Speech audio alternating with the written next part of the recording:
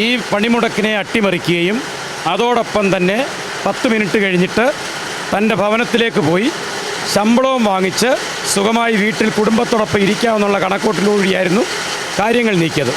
അതിവിടുത്തെ പ്രവർത്തകർ ഒപ്പിട്ട സ്ഥിതിക്ക് കൃത്യമായി ജോലി ചെയ്തേ പറ്റൂ എന്ന നിലപാട് സ്വീകരിച്ചതുകൊണ്ടാണ് ഇത്തരത്തിൽ ഞങ്ങൾ 5 മണി വരെ ഇരിക്കാൻ തീരുമാനിച്ചിട്ടുള്ളത്. പത്തനംതിട്ട കുളനട പഞ്ചായത്തിലാണ് ഇപ്പോൾ ചെറിയ തർക്കമുള്ളത്. അതായത് ജീവനക്കാർ ജോലിക്കെത്തുകയും അതായത് സമരത്തിൽ നിന്ന് പങ്കെടുക്കാത്ത ജീവനക്കാർ ജോലിക്കെത്തുകയും പിന്നീട് അവർ ഹാജർ രേഖപ്പെടുത്തിയ ശേഷം തിരികെ വീട്ടിലേക്ക് പോകാൻ തുടങ്ങിയെന്നുള്ള ആരോപണമാണ്. എന്നാൽ അങ്ങനെ പോകുന്ന ജീവനക്കാരെ ഒരു കാരണവശാലും ഈ ജോലി സമയം പൂർത്തിയാക്കാതെ പുറത്തുവിടില്ലെന്നാണ് ഇപ്പോൾ CI2 ആരോപിക്കുന്നത്. CI2വിൻ്റെ തൊഴിലാളികളുണ്ട്, അവരോട് ചോദിക്കാം എന്താണ് അവിടെ സംഭവിച്ചത്.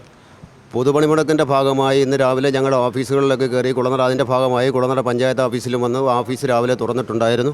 ഞങ്ങൾ രാവിലെ ഇവിടെ ഓഫീസിൽ വന്ന് അപ്പോൾ NGO സംഘിൻ്റെ നേതൃത്വത്തിലുള്ള 7 ജീവനക്കാരുണ്ടായിരുന്നു. പോകാൻ തുടങ്ങി.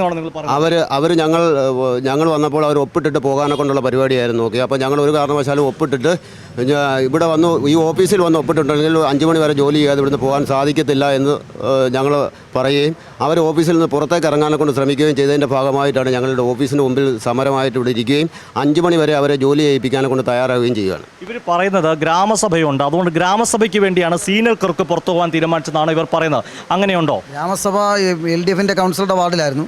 പണിമുടക്കിൻ്റെ ഭാഗമായിട്ട് ഗ്രാമസഭ മാറ്റിവെച്ചതാണ്. ഗ്രാമസഭയുടെ മറവിൽ അവർക്ക് പുറത്തു പോകാനാണ് അവർ ശ്രമിച്ചത്.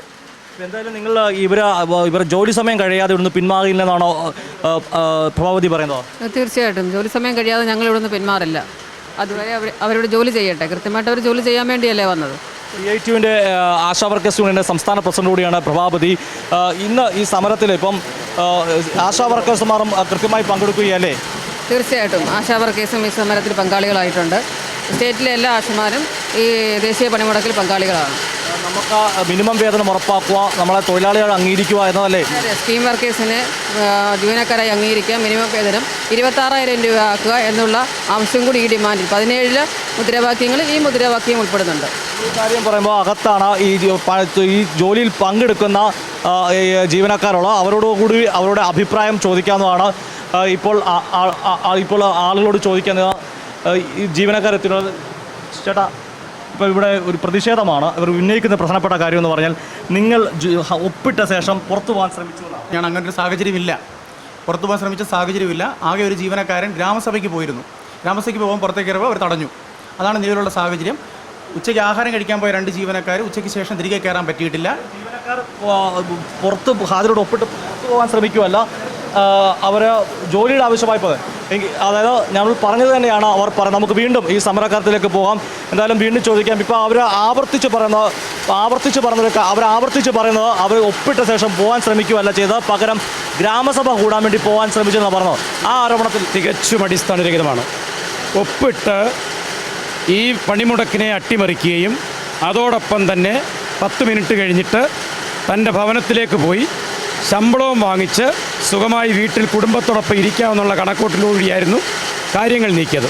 അതിവിടുത്തെ പ്രവർത്തകർ ഒപ്പിട്ട സ്ഥിതിക്ക് കൃത്യമായി ജോലി ചെയ്തേ പറ്റൂ എന്ന നിലപാട് സ്വീകരിച്ചതുകൊണ്ടാണ് ഇത്തരത്തിൽ ഞങ്ങൾ 5 മണി വരെ ഇരിക്കാൻ തീരുമാനിച്ചിട്ടുള്ളത്.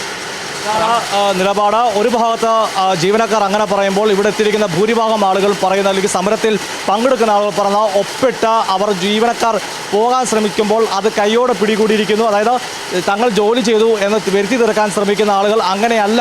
അവർ ജോലി എടുക്കുവാണെങ്കിൽ മുഴുവൻ സമയം ജോലി എടുക്കുക, അല്ലെങ്കിൽ അവധി എടുക്കുക, അല്ലെങ്കിൽ സമരത്തിനോടൊപ്പം നിൽക്കുക എന്ന കാര്യമാണ് ഇപ്പോൾ സമരത്തിൽ പങ്കെടുക്കുന്ന സംയുക്ത ട്രേഡ് യൂണിയൻ്റെ ഭാരവാഹിയായിട്ടുള്ള ആളുകൾ പറയുന്നത്. ക്യാമറമാൻ അഖിലേഷ് കുളമ്പനൊപ്പം സുജിത് ബാബു, കൈരളി ന്യൂസ്, പത്തനംതിട്ട.